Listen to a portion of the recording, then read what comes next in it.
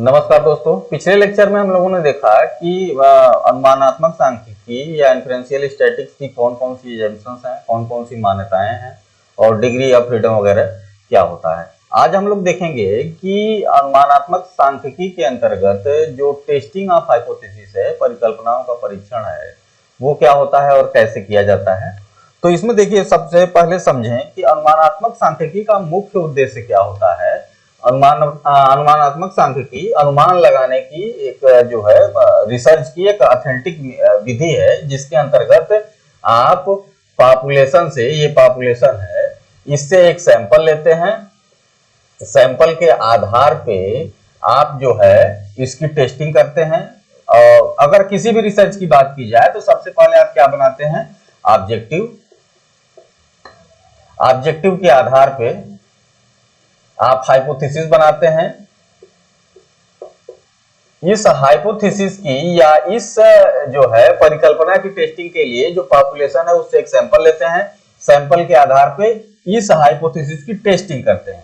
इस टेस्टिंग के आधार पे जो रिजल्ट आता है, इस रिजल्ट के आधार पे आप फिर पूरी पॉपुलेशन के लिए जनरलाइजेशन करते हैं, सामान्यीकरण करते हैं। एक सामान्य प्रक्रिया है जो एक रिसर्चर फॉलो करता है। अब जो हाइपोथेसिस है, जो सैंपल आपने लिया हुआ है, जो उससे डेटा लिया हुआ है, उस हाइपोथेसिस की टेस्टिंग के लिए अगर मान लीजिए जो है रिजल्ट आपका इसका हाइपोथेसिस में जो रिजल्ट आ रहा है, वो रिजल्ट अगर जो है प्रोबेबिलिटी बहुत ज्यादा है, तो आप जो है अपनी हाइपोथेसिस को एक्सेप्ट करते हैं और उसके आधार पर भी पॉपुलेशन के लिए जनरलाइजेशन करते हैं। या फिर जो वैल्यू आ रही है आपकी टेस्ट की वो कम है, तो ऐसी स्थिति में फिर आप दूसरे तरीके से इसका जनरलाइजेशन करते हैं पूरी पॉपुलेशन के लिए। लेकिन अब यहां पर थोड़ा सा समझे कि मान लीजिए अगर हाइपोथेसिस की वैल्यू कम या ज्यादा आ रही है, तो इसको आप डायरेक्ट जो है एक्सेप्ट या रिजेक्ट नहीं कर सकते। इस हाइपोथेसिस को एक्सेप्ट या रिजेक्ट करना डायरेक्टली संभव नहीं है, क्योंकि ये फिर गलत हो जाएगा। एक्सेप्ट या रिजेक्ट करने की बात अगर आप डायरेक्ट करते हैं कि हमने जो सैंपल देखा, जो रिजल्ट अच्छे आ रहे हैं तो जो है एक्सेप्ट कर लिया, थोड़े से जो गड़बड़ आ रहे हैं तो रिजेक्ट कर दिया, ऐसी स्थिति इसमें नहीं बनती है। इसके लिए कुछ निश्चित प्रोसेस होती है जिसको फॉलो करना पड़ता है। उसको फॉलो करके ही आप जो है आगे बढ़ सकते हैं। तो हाइपोथेसिस टेस्टिंग के लिए चार जो है इन्फ्रेंशियल स्टैटिक्स में 4 स्टेप फॉलो करने पड़ते हैं। पहला जो है स्टेप होता है construction of hypothesis. Construction of hypothesis. दूसरा होता है सिलेक्शन या establishment of significance level.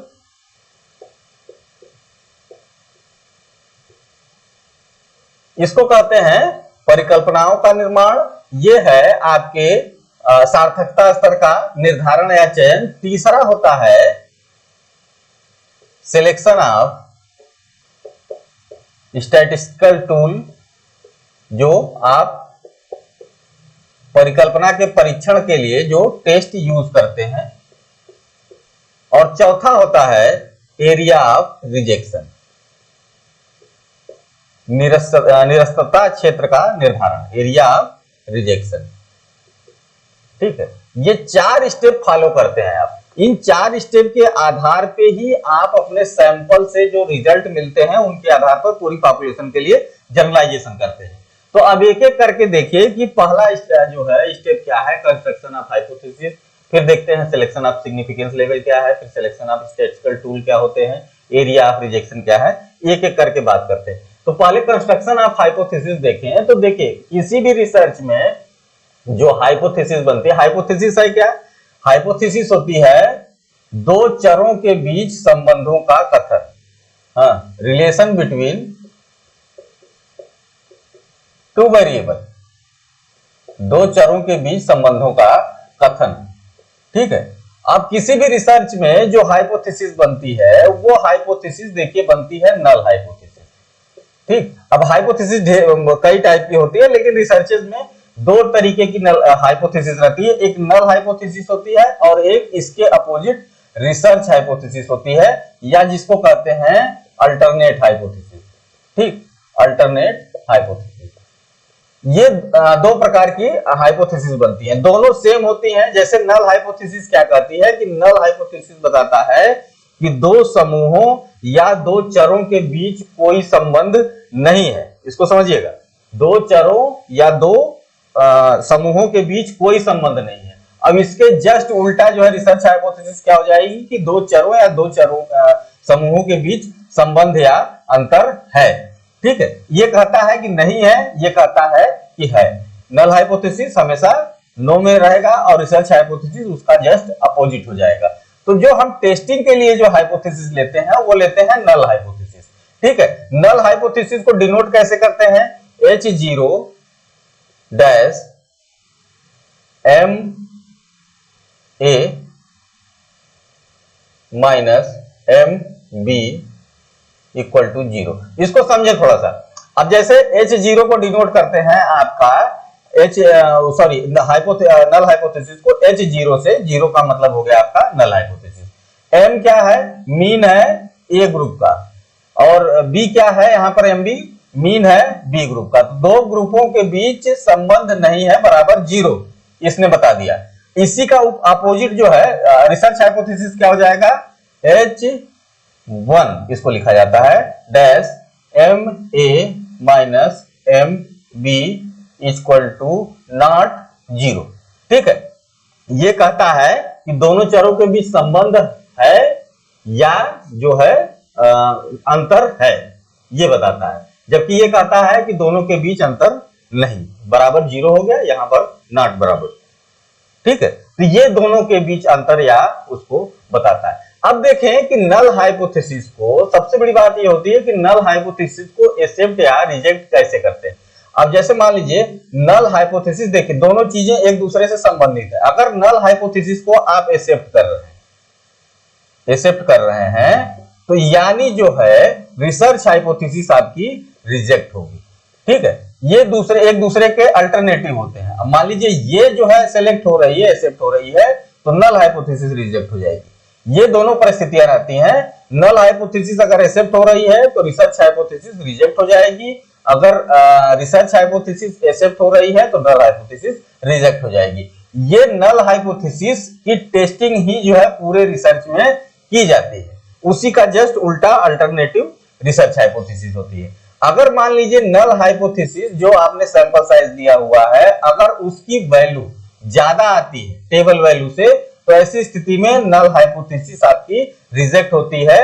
Reject होने का मतलब कि रिसर्च हाइपोथेसिस आपकी एक्सेप्ट हो जाएगी। अगर नल हाइपोथेसिस की जो प्रोबेबिलिटी है, जो प्रायिकता है, वो कम है, तो नल हाइपोथेसिस एक्सेप्ट हो जाएगी। तो ये एक दूसरे के अपोजिट रहते हैं। इसको समझ लीजिएगा कि पूरी की पूरी रिसर्च में आप हाइपोथेसिस की टेस्टिंग करते हैं, और जिस हाइपोथेसिस की टेस्टिंग होती है वो नल हाइपोथेसिस होती है। उसके जस्ट अपोजिट क्या होता है? रिसर्च हाइपोथेसिस होती है।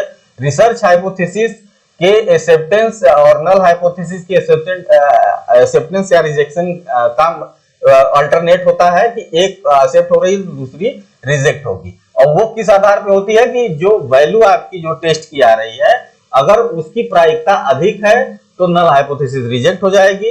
अगर उसकी प्रायिकता कम है तो नल हाइपोथेसिस जो है एक्सेप्ट हो जाएगी। उसी के अगेंस्ट जो है रिसर्च हाइपोथेसिस का मामला रहेगा। तो ये तो पहला स्टेप है कि कंस्ट्रक्शन ऑफ नल हाइपोथेसिस कैसे बनाते हैं, ये बात हो गई। अब दूसरा देखें, जो area of selection of area है, सिग्निफिकेंस लेवल कैसे सिलेक्ट किया जाता है। कि सिग्निफिकेंस लेवल सिलेक्ट करने के लिए थोड़ा सा इसको समझ लें। हाँ, दूसरा स्टेप देखें तो जो है इस्टेब्लिशमेंट या selection of significance level, selection of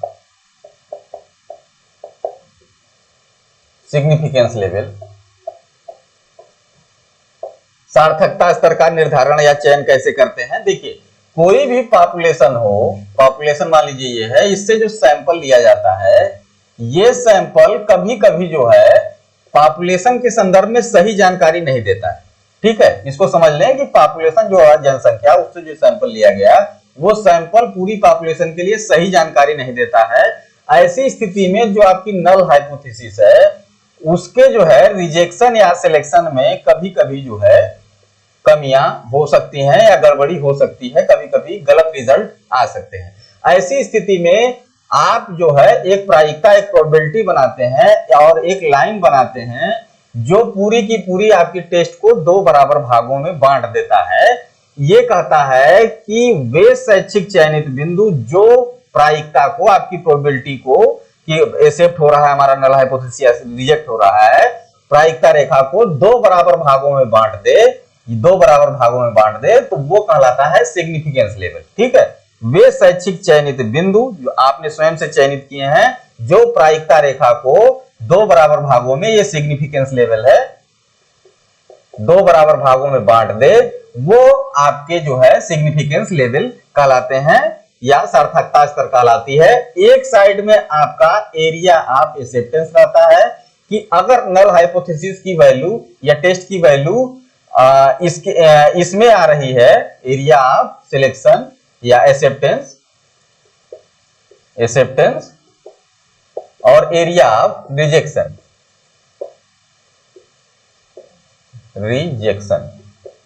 अगर आपकी टेस्ट की जो वैल्यू आ रही है, कैलकुलेटेड वैल्यू इसमें आ रही है, तो आप नल हाइपोथेसिस को एक्सेप्ट करेंगे।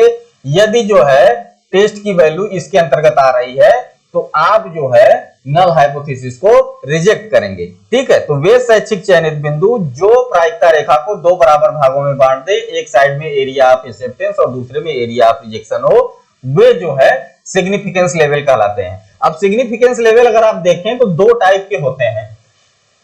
नॉर्मली जो है सोशल साइंस की रिसर्च में दो प्रकार के जो है सिग्निफिकेंस लेवल यूज किए जाते हैं। एक होता है 0.05 और एक होता है 0.01। 0.05 क्या कहता है कि ये कहता है कि पूरी की पूरी जो है रिसर्च में या टेस्टिंग में 5% जो है ऐसे चांसेस हैं कि आपसे गलती हो गई हो और आपने गलत तरीके से जो है नल हाइपोथेसिस को एक्सेप्ट या रिजेक्ट कर दिया हो। और 0.01% क्या कहता है कि ये कहता है कि नहीं, केवल 1% जो है ऐसे चांसेस हैं कि आपने गलती से नल हाइपोथेसिस को एक्सेप्ट या रिजेक्ट कर दिया हो। ये देखिए, इन दोनों को अगर समझें तो ये दोनों जो है ये बताता है कि आप रिसर्चर जो है 5% या 95% जो है जोखिम उठाने को तैयार है, और ये कहता है कि 99% जोखिम उठाने को तैयार है। ठीक, तो ये होता है 0.05 और 0.1 जो है आपका सिग्निफिकेंस लेवल। नॉर्मली यही यूज किए जाते हैं आपकी रिसर्च में। लेकिन एक चीज और है कि लोग कहते हैं कि अगर ये फिक्स रहेगा तो जो अच्छी रिसर्चेस हैं वो कभी कभी जो है नल हाइपोथेसिस आपकी एक्सेप्ट हो जाएगी या रिजेक्ट हो जाएगी, तो ऐसी स्थिति में सार्थकता स्तर को बहुत जो है निर्धारित करके नहीं चलना चाहिए, इसको बढ़ा देना चाहिए शोधकर्ता के अपने विवेक के अनुसार कि वो ऐसे जो है अपने जो है रिसर्च की जो इंपॉर्टेंस के आधार पे सार्थकता स्तर का चयन करे। ठीक है, उसके आधार पे परिकल्पनाओं को रिजेक्ट या एक्सेप्ट करे। अब ऐसी स्थिति में मान लीजिए पॉलिसी मेकिंग का कोई काम चल रहा है, रिसर्चेज है पॉलिसी मेकिंग का, और वो मान लीजिए कि ये पॉलिसी मेकिंग बहुत इंपॉर्टेंट है। ऐसी स्थिति में जो इसके लिए जो रिसर्च होगी इसमें जो है एरिया आप मान लीजिए 0.05 पे नल हाइपोथेसिस एक्सेप्ट हो जा रही है, तो ऐसी स्थिति में जो रिजल्ट आएंगे वो पूरी की पूरी पॉपुलेशन के लिए जो है सामान्यकृत नहीं होंगे। तो ऐसी स्थिति में यह कहा जाता है कि आप जो है लेवल ऑफ सिग्निफिकेंस घटा या बढ़ा लीजिए। जैसे मान लीजिए एग्जांपल से कि एक टीचिंग मेथड है, बहुत इफेक्टिव है। ठीक है, एक टीचिंग मेथड है, ये बहुत इफेक्टिव है, लेकिन इसमें कास्ट खर्चा बहुत ज्यादा आ रहा है। ठीक है, इसकी कास्ट बहुत ज्यादा है। तो ऐसी स्थिति में आप सिग्निफिकेंस लेवल को ऊपर नीचे करके थोड़ा सा जो है घटा बढ़ा के इसको जो है नल हाइपोथेसिस को रिजेक्ट करा सकते हैं या एक्सेप्ट करा सकते हैं, अपनी जो है इस टीचिंग मेथड को जो है साइंटिफिकली प्रूव करने के लिए। तो ये होता है एरिया ऑफ आपका रिजेक्शन या सिलेक्शन। अच्छा, ये 0.05 और 0.1 जो सिग्निफिकेंस लेवल है इसको कहते हैं अल्फा लेवल। इसको समझ लीजिएगा, जो सिग्निफिकेंस लेवल है वो अल्फा लेवल कहलाता है। ठीक, तो ये तो हो गया आपका सिग्निफिकेंस लेवल। अब इसमें देखें कि कभी कभी जो है एरर आ जाता है, इसको समझ लें।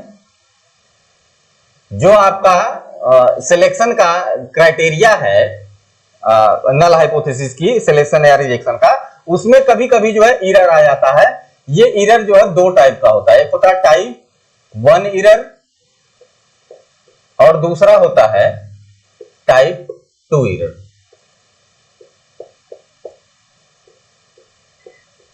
ठीक है, टाइप 1 एरर क्या कहता है कि टाइप 1 एरर कहता है कि आपकी जो हाइपोथेसिस है ट्रू है, सत्य है, लेकिन गलती से उसको रिजेक्ट कर दिया गया। इसको समझ लीजिएगा, हाइपोथेसिस है वो सत्य है, लेकिन हाइपोथेसिस है सत्य है लेकिन गलती से रिजेक्ट कर दिया गया। ठीक, तो ये इस प्रकार की हाइपोथेसिस टाइप 1 एरर कहलाती है। इसको जो है अल्फा लेवल से भी डिनोट करते हैं, जैसे 1 error equal to is indirectly proportional to 1 upon alpha. ठीक, तो ये टाइप 1 एरर अल्फा लेवल से भी जो है कंट्रोल होती है, उसके जो है इनडायरेक्टली प्रोपोर्शनल होती है। कि टाइप 1 एरर अगर जो है ज्यादा हो रहा है तो आप सिग्निफिकेंस लेवल को थोड़ा सा बढ़ाते चलिए। तो ऐसी स्थिति में जो आपकी हाइपोथेसिस ट्रू है, सत्य है, वो एक्सेप्ट हो जाएगी। अगर आपने अल्फा लेवल को बढ़ा दिया तो सिग्निफिकेंस लेवल को थोड़ा सा बढ़ा दिया, तो ऐसी स्थिति में टाइप 1 एरर समाप्त हो सकता है और जो है आपकी हाइपोथेसिस एक्सेप्ट हो सकती है। तो टाइप 1 एरर क्या कहता है सिंपली कि परिकल्पना आपकी सत्य है लेकिन गलती से आपसे रिजेक्ट हो जा रही है। टाइप 2 एरर क्या कहता है कि परिकल्पना आपकी हाइपोथेसिस आपकी गलत है, फॉल्स है, लेकिन एक्सेप्ट हो गई गलती से। ठीक है, अब दोनों को समझिएगा। टाइप 1 एरर में गलती से सत्य परिकल्पना को आपने निरस्त कर दिया, टाइप 2 एरर में गलती से जो है जो गलत परिकल्पना है उसको एक्सेप्ट कर लिया। ठीक है, तो ये दोनों स्थितियां एक दूसरे के विपरीत होती है। ये इसका संबंध जो है ये बीटा लेवल के से होता है। बीटा लेवल क्या है? बीटा लेवल होता है power of test. Power of test, तो आप जैसा टेस्ट लगा रहे हैं अपने जो है रिसर्च में, वो पावर ऑफ टेस्ट को बताता है, परीक्षण की शक्ति को बताता है कि जितना अच्छा आपका परीक्षण होगा उतना ही बीटा लेवल आपका कम होगा और जो है गलती से जो परिकल्पना आपकी जो है एक्सेप्ट हो गई है, गलत परिकल्पना, वो रिजेक्ट हो जाएगी। अब देखिए दोनों एक दूसरे के जो है कंट्रोवर्शियल होते हैं। ठीक है, अगर मान लीजिए आप जो है टाइप 1 एरर को खत्म करना चाह रहे हैं तो टाइप 2 एरर बढ़ेगा। ये समझिएगा कि अगर टाइप 1 एरर को आप कम कर रहे हैं तो टाइप 2 एरर बढ़ेगा, अगर टाइप 2 एरर को आप जो है कम कर रहे हैं तो ये बढ़ेगा। ऐसी स्थिति में आपको दोनों को बहुत संभाल के लेके चलना पड़ेगा कि कौन सा जो है सिग्निफिकेंस लेवल और किस प्रकार का जो है टेस्ट हम अपने उसमें रिसर्च में रखें ताकि टाइप 1 एरर भी ना आए और टाइप 2 एरर भी ना आए। तो एक दूसरे के कंट्रोवर्सी, एक दूसरे के अगेंस्ट होते हैं कि टाइप 1 एरर अगर बढ़ रहा है तो टाइप 2 एरर घटेगा, टाइप 2 एरर बढ़ रहा है तो टाइप 1 एरर बढ़ेगा। लेकिन ये दोनों चीजों को हमको कंट्रोल करना पड़ता है रिसर्च में, इसलिए आपको अपना सिग्निफिकेंस लेवल भी बहुत संभाल के चयनित करना पड़ेगा और जो टेस्ट आप अपने रिसर्च में यूज कर रहे हैं उस टेस्ट की कितनी शक्ति है, कितना जो है उसका बीटा लेवल अच्छा है, इसको भी देखना पड़ेगा। तो ये दोनों चीजें टाइप 1 और टाइप 2 एरर होती हैं। अब तीसरा देखते हैं, तीसरा क्या है? हाँ, तो तीसरा स्टेप देखें। तीसरा स्टेप होता है सांख्यिकी जो है उपकरणों का चयन, सिलेक्शन ऑफ स्टैटिस्टिकल टूल। ठीक है, या टेस्ट। अब इसमें तीसरा स्टेप जो है जो होता है कि आप जो है कौन से सांख्यिकी परीक्षण का चयन कर रहे हैं, ये जो है बताता है आपका ऑब्जेक्टिव। ऑब्जेक्टिव के हिसाब से आप अगर डिफरेंस निकाल रहे हैं तो उसमें जो है CR टेस्ट यूज करते हैं, T टेस्ट यूज करते हैं, डिफरेंट टाइप के रिलेशन निकाल रहे हैं तो पियर्सन R यूज करते हैं या एनोवा यूज करते हैं, और जो है उधर फिर non parametric Mann Whitney U test है। तो ये टेस्ट जो है सिलेक्शन ऑफ स्टैटिस्टिकल टेस्ट, ये आपके ऑब्जेक्टिव डिसाइड करते हैं और हाइपोथेसिस के आधार पे आप डिफरेंट टाइप्स के टेस्ट यूज करते हैं। अभी हम इसमें बाद में चर्चा करेंगे जब एक एक टेस्ट पढ़ाने लगेंगे। तो और तीसरा जो है, चौथा जो आपका स्टेप है इसमें, area of selection of area of rejection या establishment of area of rejection, निरस्तता क्षेत्र का निर्धारण, एरिया ऑफ रिजेक्शन। ठीक है, अब इसको देखें ये क्या होता है।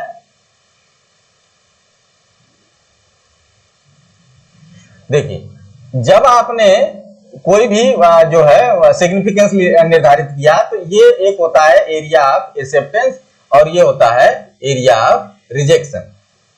ठीक है, तो निरस्तता क्षेत्र का निर्धारण कैसे किया जाता है, अब इसको थोड़ा सा समझें। तो जब निरस्तता क्षेत्र या रिजेक्शन एरिया का निर्धारण करते हैं तो इसके लिए भी जो है, जो नेचर के आधार पे आपका हाइपोथेसिस दो टाइप की बन जाती है। यहाँ पे हाइपोथेसिस जो होती है यहाँ पर रिजेक्शन में दो टाइप की बन जाती है। एक होती है वन टेल्ड टेस्ट या वन टेल्ड टेस्ट या इसको कहते हैं डायरेक्शनल हाइपोथेसिस, डायरेक्शनल हाइपोथेसिस। ठीक है, और दूसरा होता है टू टेल्ड टेस्ट या नॉन डायरेक्शनल हाइपोथेसिस। ठीक है, अब इसको थोड़ा सा समझिए कि जो है ये कहता है एक पुच्छी परीक्षण या दिशित परिकल्पना, और ये होता है द्विपुच्छी परीक्षण या अदिशित परिकल्पना। अब जैसे मान लीजिए पहला है वन टेल्ड टेस्ट, हाँ, या डायरेक्शनल हाइपोथेसिस, दिशा। जब हाइपोथेसिस आपकी दिशा बताती है, एक निश्चित एरिया को बताता है, ऐसी स्थिति में ये वन टेल्ड टेस्ट या डायरेक्शनल हाइपोथेसिस कहलाता है। जैसे हम कह दें कि लड़कियों की जो है IQ, girls IQ is better than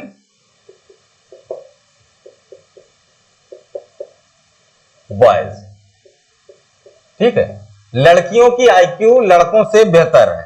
ठीक है, तो अब देखिए इसमें एक दिशा आपको मिल रही है, एक पर्टिकुलर दिशा मिल रही है कि लड़कियां ज्यादा जो है बुद्धिमान है। ऐसी स्थिति में एक डायरेक्शन मिल गया आपको।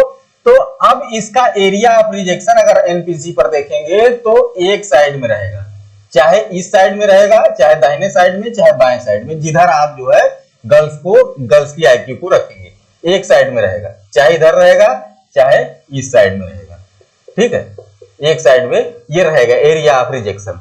ठीक, तो ये कहलाता है वन टेल्ड टेस्ट जब दिशा जो है निर्धारित हो एक साइड में। अगर इसका जो है हम वो बनाए आपका hypothesis H0 dash MA is better than MB। ठीक है, ये देखिए बनेगा कि जो है girls is better than boys. ठीक, तो ये इस प्रकार का हाइपोथेसिस बनता है वन टेल्ड या डायरेक्शनल हाइपोथेसिस के अंतर्गत। दूसरा होता है टू टेल्ड टेस्ट या इसको द्विपुच्छी परीक्षण कहते हैं या इसको अदिशित परिकल्पना कहते हैं। जब देखिए परिकल्पना में ये निर्धारित ना हो कि कौन किससे ज्यादा या कम। ठीक है, एक जनरल स्टेटमेंट दे दिया जाए कि मान लीजिए कह दिया जाए कि लड़के और लड़कियों की आईक्यू में अंतर है, कि आईक्यू में अंतर है। ठीक है, ऐसी स्थिति में आप देखेंगे कि यहां पर जो है दिशा आपको नहीं मिल रही है, लड़के और लड़कियों की आईक्यू में अंतर है, तो कौन ज्यादा है या कौन कम है ये क्लियर नहीं हो रहा है। ऐसी स्थिति में अगर आप इसका जो है एरिया ऑफ रिजेक्शन डिसाइड करेंगे तो ये दोनों साइड में आएगा। ठीक है, एरिया ऑफ रिजेक्शन ये इधर भी रहेगा, एरिया ऑफ रिजेक्शन और ये एरिया ऑफ एक्सेप्टेंस होता है इधर भी रहेगा। ठीक है, तो ये दोनों साइड में हो सकता है। तो ये टू टेल्ड टेस्ट कहलाता है जब जो है दिशा निर्धारित न हो, तो एनपीसी पर दोनों साइड में ये चीजें रहेंगी। तो ये है टेस्टिंग ऑफ हाइपोथेसिस। ठीक है, अब आगे हम लोग सिग्निफिकेंस ऑफ मीन की बात करेंगे। सिग्निफिकेंस मीन ऑफ क्या है। Thank you.